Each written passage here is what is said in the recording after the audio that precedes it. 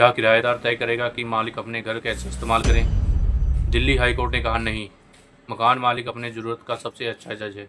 लेकिन ये फैसला कैसे आया और क्या क्या कठिनाइयाँ झेलनी पड़ी उस व्यक्ति को? जी हाँ दोस्तों, क्या एक औरत को अपने ही घर में रहने के लिए अदालत का दरवाज़ा खटखटाना पड़ा, वो भी तब जब किराएदार ने उस मकान मालिक को मानने से इनकार कर दिया?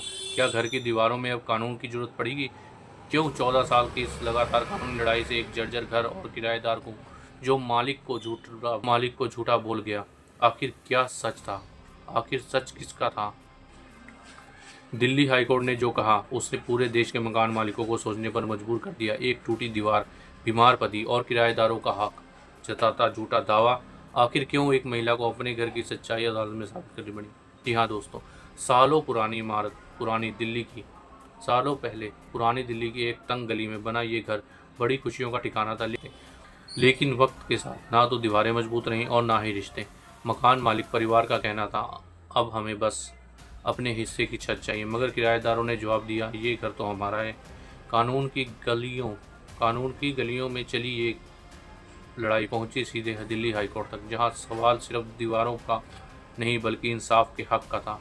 क्या वाकई मकान मालिक को ये साबित करना पड़ता है कि उसे अपने ही घर की ज़रूरत है? चलिए जानते हैं वो पूरी कहानी जिसने अदालत के फैसले तक पूरे शहर को सोचने पर मजबूर कर दिया। जी हाँ दोस्तों, तो कहानी की शुरुआत होती है। तो ये कहानी है दिल्ली हाईकोर्ट के उस जजमेंट की, जहाँ पर दिल्ली हाईकोर्ट ने साफ कर दिया कि मकान मालिक को अपने घर में रहने की पूरी इजाज़त है और उसका पूरा अधिकार है, और वो अपने तरीके से उस घर में कभी भी एंट्री ले सकता है, और अपने किराएदार जो है उसको मकान मालिक की बातें माननी होगी।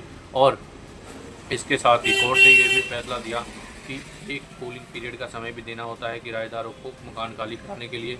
और इसके साथ ही कोर्ट ने यह भी कहा कि जो मकान मालिक है वही उस घर का असली हकदार है, उस घर का जज है, और वो अपने तरीके से उस घर में रह सकता है और किराएदार को उसकी बात माननी होगी। जी हाँ दोस्तों, तो ये कहानी शुरू होती है 1947 में, जब इन भारत पाकिस्तान का बंटवारा हुआ। तो बहुत सारे लोग इंडिया के पाकिस्तान चले गए, कुछ लोग पाकिस्तान से इंडिया आ गए। तो ये कहानी है दिल्ली की, जहाँ पर आज़ादी के बाद एक घर। यहाँ दोस्तों, ये कहानी है फ़रहीन की और उसके किराएदार।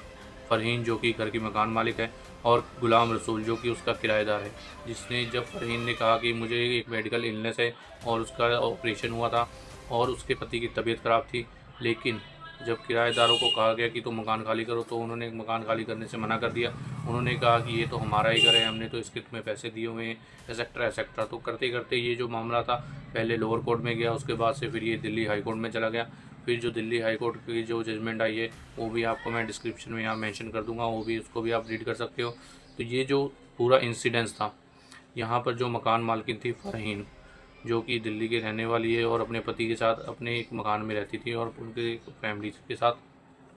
लेकिन जी हाँ दोस्तों, यहाँ पर याचिकाकर्ता के दादा ने 6 जनवरी 1947 को संपत्ति संख्या 745 पाकड़ धोबियान फराश खाना दिल्ली में खरीदी थी, और बाद में मूल किराएदार गुलाम कादिर वानी को यह मकान किराए पर दिया था।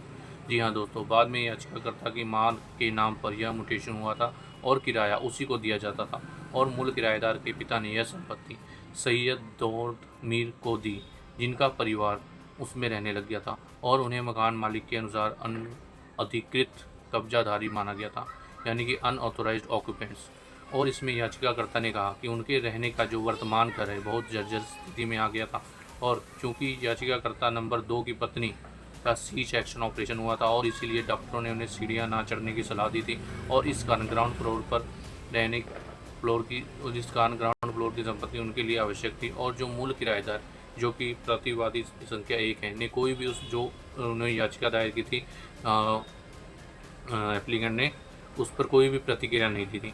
और परंतु उसके अलावा जो अदर व्यक्ति थे उसमें जो 2 से 8 व्यक्ति थे, उन्होंने लीव टू डिफेंस के लिए आवेदन किया था, और उन्होंने यह भी तर्क दिया कि 1947 में बिक्री विलेख और संपत्ति 746 से संबंधित है, और याचिकाकर्ताओं की मां ने 50,000 की रकम लेकर यह मकान 1997 में उनके पक्ष में बेचा था। लेकिन ये जो मामला था सारा ARC कोर्ट के पर, ये जो मामला था कोर्ट ने इसको ARC कोर्ट के प्रतिवादियों को लीव टू डिफेंस देने का आदेश जो कि लोअर कोर्ट द्वारा उनको प्राप्त हुआ था, और यह मानते हुए कि उन्होंने ट्राइबल इश्यूज उठाए हैं, और याचिकाकर्ताओं ने इस आदेश को चुनौती दी और यह कहते हुए कि जब मूल किराएदार ने खुद कोई आपत्ति नहीं की तो अनधिकृत कब्जाधारियों को कोई अधिकार नहीं है कि वह लीव टू डिफेंस मांगे। जी हाँ दोस्तों, जो ओरिजिनल उसका किराएदार है उसने कोई इसमें दखलंदाजी की नहीं, कि उसको कोई हस्तक्षेप किया ही नहीं, तो जो उसके अलावा अदर जो है व्यक्ति उनका किसमें कोई रोल ही नहीं बनता था।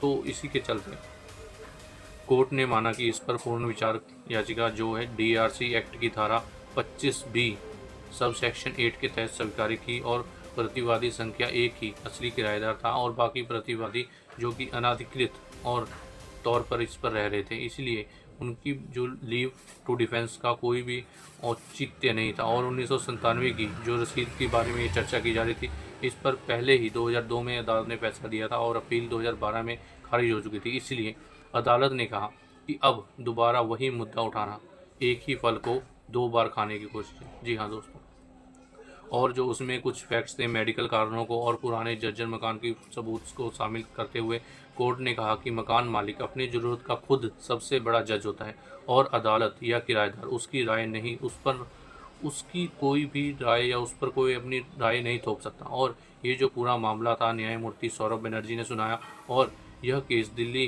किराया नियंत्रण अधिनियम यानी कि दिल्ली रेंट कंट्रोल एक्ट 1958 की धारा 14 सबसेक्शन 1 सबसेक्शन ई के तहत मकान खाली करवाने से संबंधित था।